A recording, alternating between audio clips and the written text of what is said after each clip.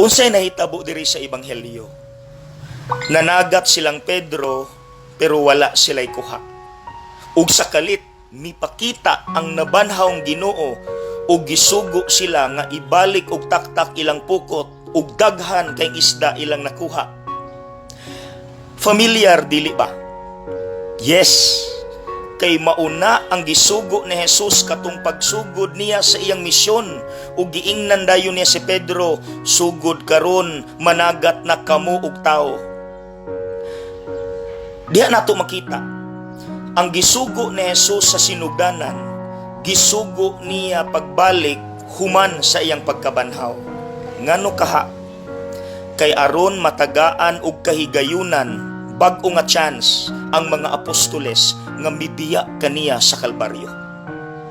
Mao gani mga igsuon nga diri sa ebanghelyo nganong wala sila'y kuha, because actually wala man sila managat.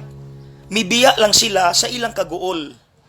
Siguro sa tunga-tunga sila sa dagat, nagtanga sila, nagmahay, pasaad-saad silang dili nila biyaan si Jesus pero ilang gibiyaan.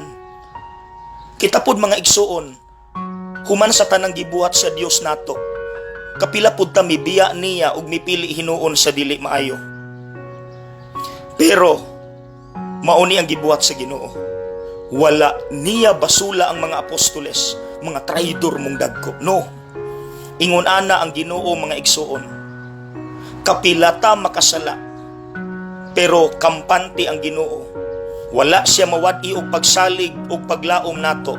Kampante siya nga moabot ra gihapon ang panahon nga maghimo ta og maayo. Salamat Lord. God bless.